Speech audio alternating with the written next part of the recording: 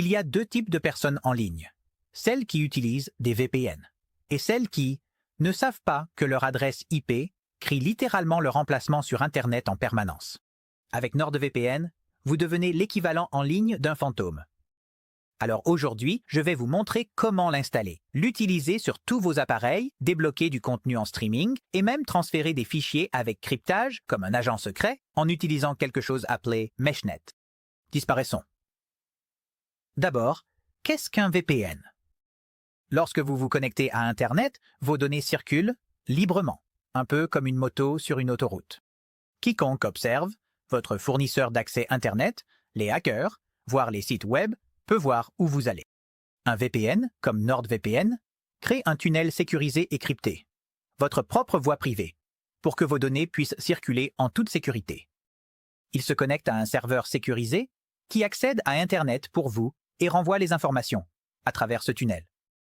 Cela cache votre véritable emplacement et garde votre activité privée. Donc, que vous soyez sur un Wi-Fi public, que vous essayiez d'accéder à du contenu à l'étranger ou que vous souhaitiez simplement plus de contrôle sur votre vie privée, NordVPN rend cela incroyablement facile. Maintenant, configurons-le. D'accord, commencez par cliquer sur le lien spécial dans la description de la vidéo ci-dessous pour obtenir la meilleure offre disponible sur NordVPN. Cela vous amènera à cette page d'accueil. Cliquez sur le bouton orange pour commencer et vous verrez 4 options de plan. Basique, Plus, Complete et Prime. Je recommande personnellement le plan Plus. C'est le meilleur rapport qualité-prix avec des extras comme un gestionnaire de mots de passe, un bloqueur de publicité et une protection avancée de la navigation, le tout pour seulement environ $1 de plus par mois que le plan basique. Cliquez sur le bouton pour le plan que vous souhaitez et vous arriverez sur la page de paiement. Entrez votre email, choisissez les options supplémentaires que vous souhaitez et sélectionnez votre méthode de paiement, carte de crédit, PayPal et même crypto si vous voulez une confidentialité totale. Il n'y a pas d'essai gratuit, mais il y a une garantie de remboursement de 30 jours, donc il n'y a aucun risque. Après le paiement, votre commande sera traitée pendant quelques instants, puis vous serez dirigé vers cette page de confirmation. Cliquez sur le bouton bleu « Activez le compte Nord ». Ensuite, vous devrez vérifier votre email. Si vous utilisez Gmail ou un autre fournisseur de messagerie majeur, vous pouvez cliquer sur le bouton ci-dessous pour ouvrir votre compte de messagerie directement depuis cette page. Ensuite, vérifiez votre boîte de réception sur l'email que vous avez utilisé lors de l'inscription et trouvez votre code de vérification. Allez-y et collez ce code ici. Ensuite, créez un mot de passe pour votre compte Nord. Ensuite, cliquez sur le bouton pour télécharger l'application pour votre système d'exploitation.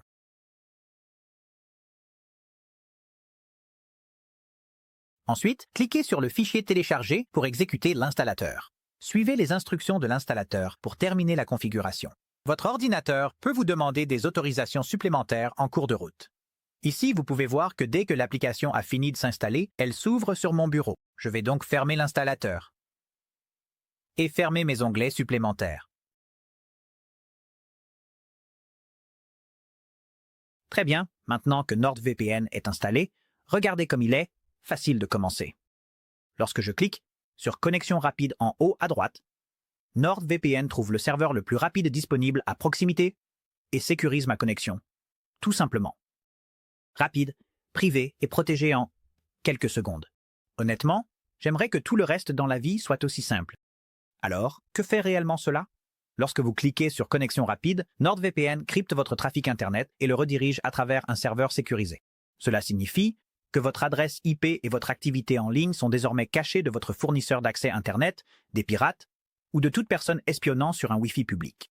Si vous souhaitez désactiver le VPN, vous pouvez simplement cliquer sur le bouton « Déconnecter ». Connexion rapide est un moyen très simple d'activer votre VPN et de vous connecter au serveur le plus proche. Mais que faire si vous voulez vous connecter à un serveur dans un emplacement spécifique? Vous pouvez le faire de plusieurs manières. Ici, vous pouvez voir qu'il y a une carte des États-Unis, donc si je voulais me connecter à un serveur en Floride, je pourrais simplement cliquer sur Miami. Et tout comme le bouton Connexion rapide, cela me connectera automatiquement à un serveur à Miami. Maintenant, vous pouvez également vous connecter à un autre pays. Vous pouvez le faire en faisant défiler la carte et en trouvant un autre emplacement, ou en trouvant un dans la liste à gauche. Par exemple, si je voulais me connecter à un serveur en Italie, je pourrais taper Italie. Et ensuite, cliquez sur « Italie » dans la liste. Et tout comme ça, je suis transporté en Italie, sans passeport ni billet d'avion nécessaire. Plutôt cool, non? Maintenant que vous voyez à quel point il est facile de se connecter en toute sécurité à un VPN, que diriez-vous si je vous disais que nous pouvons rendre cela encore plus facile? Si vous allez utiliser NordVPN souvent, vous ne voudrez probablement pas avoir à le configurer à chaque fois que vous allumez votre appareil. Alors, laissez-moi vous montrer comment le faire fonctionner discrètement en arrière-plan pour que vous soyez toujours protégé. En bas à gauche, cliquez sur l'icône en forme de roue dentée pour ouvrir les paramètres. Puis sous Général, activez le bouton « Lancer l'application au démarrage de l'ordinateur ». De cette façon, dès que vous démarrez votre ordinateur, NordVPN se lancera. Ensuite, activons la connexion automatique. Sur le côté gauche, cliquez sur « Connexion automatique ». Puis, activez le bouton pour « Lors de l'utilisation d'un réseau non fiable ». Désormais, chaque fois que votre ordinateur se connecte à un nouveau réseau, le VPN s'activera automatiquement. Ici, vous pouvez voir que je suis sur un réseau et si je voulais faire confiance à mon réseau pour que le VPN ne s'active pas, je pourrais simplement l'ajouter avec ce bouton de confiance. Et maintenant, vous pouvez voir que le VPN est désactivé parce que j'utilise un Wi-Fi de confiance. Il est tout aussi facile de supprimer les réseaux de confiance. Vous pouvez cliquer sur l'icône moins à côté du nom du réseau. Et tout comme ça, je suis à nouveau connecté automatiquement au serveur le plus rapide. Si vous souhaitez vous connecter automatiquement à un serveur spécifique, vous pouvez sélectionner votre pays dans le menu déroulant, puis choisir une ville ou simplement sélectionner le serveur le plus rapide. Ensuite, parlons du Kill Switch. Oui, cela semble un peu effrayant, mais c'est en fait très simple. Sur le côté gauche, cliquez sur Kill Switch.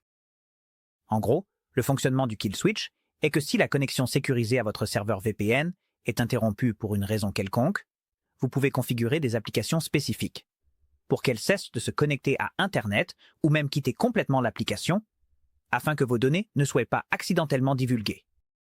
Par exemple, disons que je ne veux pas que Slack se connecte à Internet ouvert et que je veux seulement utiliser Slack lorsque je suis sur un VPN. Je peux sélectionner Slack dans cette liste d'applications et l'ouvrir pour l'ajouter à la liste Kill Switch. Donc maintenant, si ma connexion à un serveur sécurisé NordVPN est interrompue, les applications de cette liste cesseront d'envoyer des informations sur Internet ouvert. Et, si vous activez ce commutateur, non seulement les applications cesseront de se connecter à Internet, mais elles se fermeront complètement pour une sécurité supplémentaire. Plutôt cool, non? Les kill switches ne sont finalement pas si effrayants. Enfin, parlons de la protection contre les menaces. Cliquez sur le bouclier à gauche pour ouvrir Threat Protection Pro. Ici, si vous avez acheté le plan Plus ou supérieur, vous aurez accès aux fonctionnalités de Threat Protection Pro, qui permettent l'anti-malware, la protection avancée de la navigation et le blocage des publicités et des trackers. Cliquez sur le bouton « Terminer maintenant » pour configurer. Suivre les étapes pour configurer cela dans NordVPN déclenchera une demande de permission supplémentaire sur votre ordinateur. Allez-y et autorisez tout ce qui est demandé.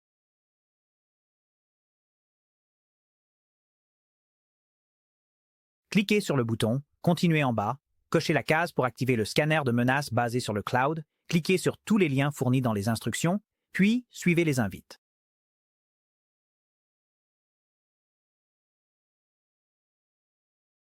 Et lorsque vous avez terminé, vous obtiendrez un écran comme celui-ci qui vous montre que la configuration est terminée et que vous avez activé l'anti-malware, la protection avancée du navigateur, ainsi que le blocage des publicités et des trackers.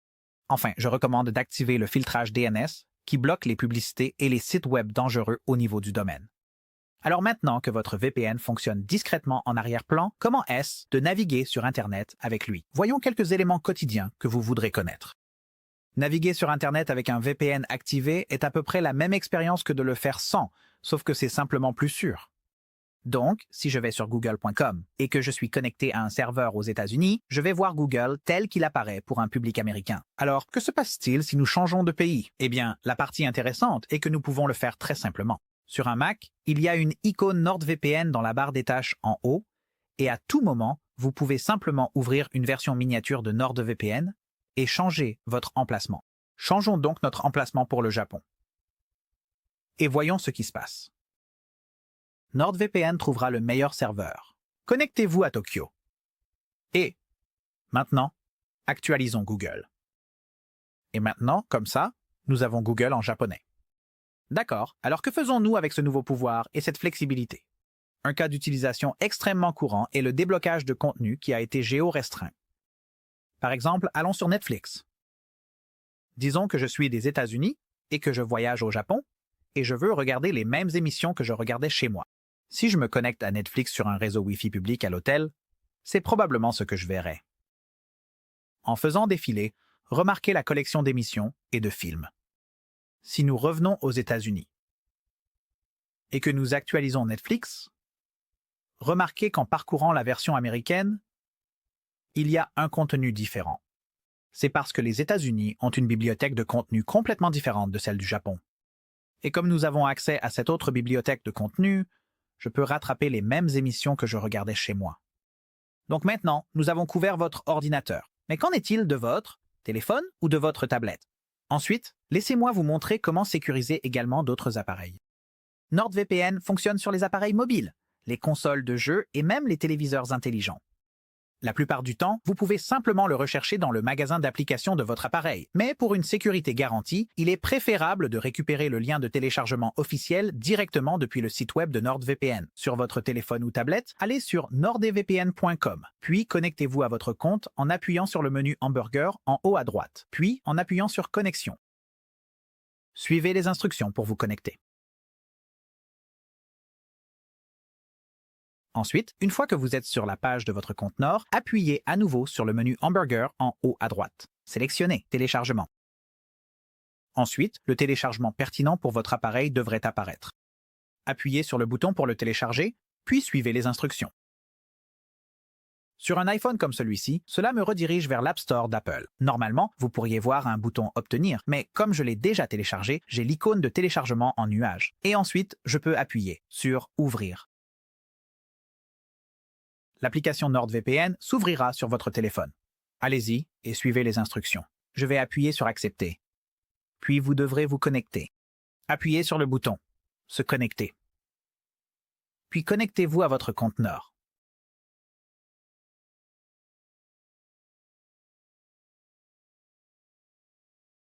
Une fois que vous avez terminé de vous connecter, il se peut qu'on vous demande si l'application peut vous envoyer des notifications. Allez-y et appuyez sur votre paramètre préféré. Je vais appuyer sur Autoriser. Comme sur un ordinateur, je peux cliquer sur Connexion rapide pour lancer le VPN. La première fois que vous lancez le VPN, vous devrez peut-être donner une autorisation supplémentaire à votre téléphone. Suivez donc les instructions pour configurer cela. Je vais appuyer sur Compris, puis sur Autoriser. Ici, je dois entrer le code de mon iPhone pour vérification. Et j'ai reçu une demande pour activer la protection contre les menaces, donc je vais l'activer. Et je vais me reconnecter pour appliquer les changements. Et tout comme ça, je suis connecté à un VPN sur mon téléphone, ce qui me permet de naviguer en toute sécurité, que je sois en Wi-Fi ou sur le réseau cellulaire.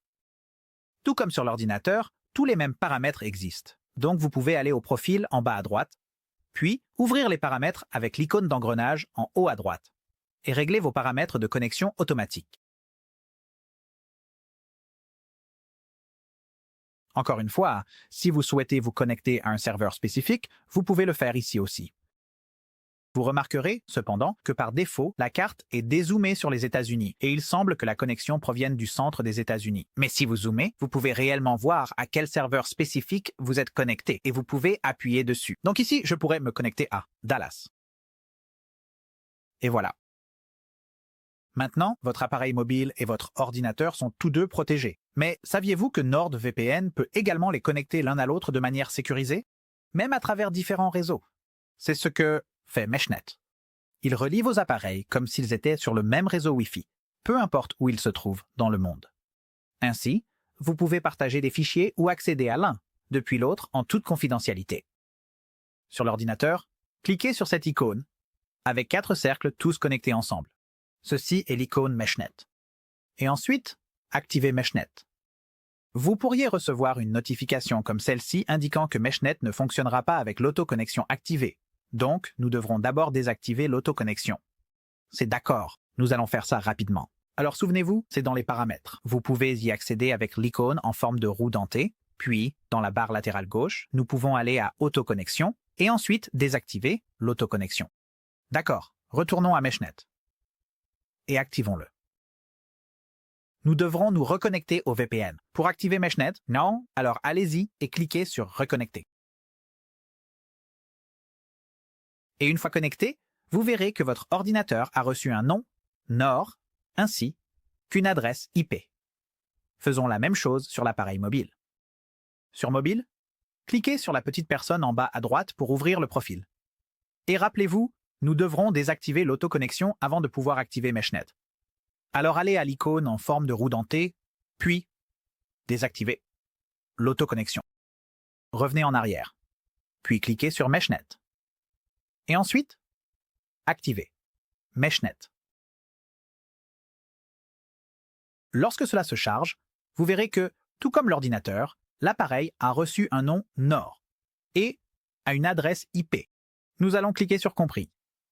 Et maintenant descendons pour partager des fichiers. Je veux envoyer un gros fichier vidéo de mon téléphone à l'ordinateur. Donc je vais cliquer sur Partager des fichiers. Puis nous cliquerons sur Photos. J'ai un tas de photos et vidéos aléatoires ici dans ma pellicule. Mais je vais envoyer cet enregistrement d'écran de 0,7.39 que je viens de capturer. Normalement, il serait assez gros à envoyer d'un appareil à un autre via quelque chose comme un email, et si j'utilisais quelque chose comme Google Drive ou Dropbox, j'épuiserais l'espace de stockage précieux dans mon cloud. Donc, à la place, nous pouvons envoyer des fichiers en utilisant MeshNet. Donc, une fois que je sélectionne le fichier vidéo, il me demandera à quel appareil je veux envoyer les fichiers. Nous pouvons voir sur l'ordinateur que le nom de l'appareil de l'ordinateur se termine par everest.nord. Donc, c'est celui que nous voulons sélectionner ici. Je vais cliquer dessus, sur le téléphone, puis cliquer sur Envoyer. Sur le téléphone, il indiquera qu'il attend que l'ordinateur accepte la demande d'envoi des fichiers. Si cette demande n'apparaît pas immédiatement sur votre ordinateur, essayez de revenir à la page principale de sélection du serveur, puis retournez à MeshNet. Et vous verrez que maintenant, le téléphone apparaît dans la liste des appareils et qu'il y a une notification de demande de transfert de fichiers en haut à droite. Si la notification apparaît puis disparaît avant que vous ayez eu la chance de cliquer dessus, vous pourriez également voir un point rouge à côté de cette icône de cloche. Cliquez sur la cloche, puis cliquez sur Examiner dans la notification. Et ensuite, Accepter le fichier. Maintenant, vous verrez sur le téléphone qu'il commence à envoyer le fichier. Et une fois que c'est terminé, cela s'affiche comme transfert de fichier terminé sur le téléphone. Et nous pouvons voir que c'est terminé, ici, sur l'ordinateur. Je vais cliquer sur Afficher dans le Finder pour ouvrir le fichier, puis prévisualiser la vidéo. Regardez ça! Mon enregistrement d'écran est là. Je viens donc de vous montrer comment envoyer des fichiers en toute sécurité en utilisant MeshNet. Mais pouvez-vous utiliser la même technologie pour récupérer des fichiers à distance? Absolument. Maintenant, c'est un peu plus compliqué et au-delà de la portée de ce tutoriel. Mais si vous êtes intéressé par l'apprentissage de cela, allez en bas à gauche de l'application sur l'ordinateur et cliquez sur « Base de connaissances ». Lorsque cela se charge, recherchez MeshNet. Puis cliquez sur le guide pour les utilisateurs de MeshNet. Ici, cliquez sur « Visiter la documentation de MeshNet ». Ici, vous pouvez lire des guides détaillés sur l'utilisation de MeshNet pour des choses comme le jeu, l'accès à distance aux fichiers et la réalisation de projets communs. Si vous êtes intéressé par l'utilisation de l'une de ces fonctionnalités, je vous recommande vivement de consulter cette documentation. Très bien, donc maintenant, vos appareils sont sécurisés et votre navigation est privée. Si vous devez encore vous inscrire, n'oubliez pas, le lien dans la description ci-dessous offre la meilleure offre disponible. Très bien, maintenant, allez naviguer sur quelque chose d'étrange. Personne ne regarde maintenant.